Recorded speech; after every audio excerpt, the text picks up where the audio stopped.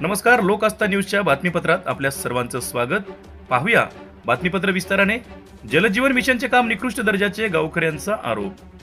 नांदेड जिल्ह्यातील अनेक गावांमध्ये जलजीवन मिशनचे काम सुरू आहे. मात्र ही कामं बोगस झाल्याच्या अनेक तक्रारी प्रशासनाकडे आल्या आहेत. नांदेडच्या नायगाव तालुक्यातील मांजरम येथे पाणी टाकीचे काम पूर्ण झाले असले तरी इतर कामं मात्र अजून बाकी आहेत. पाणी मिळत नसल्याने गावकरी आक्रमक झाले आहेत. गावकऱ्यांनी आज एकत्र येत आंदोलन करून प्रशासनाच्या विरोधात घोषणाबाजी केली. पाणी पुरवठा योजना पूर्ण करावी, संबंधित कंत्राटदाराची चौकशी करून गुन्हा दाखल करण्यात यावा व पाईपलाईनच्या कामासाठी खोदण्यात आलेले गावातील रस्ते दुरुस्त करण्यात यावेत, अशी मागणी गावकऱ्यांनी आंदोलनाच्या माध्यमातून केली आहे. लोक आस्था न्यूज, नांदेड. योजनाचं अत्यंत बोगस कारभार झालेला आहे.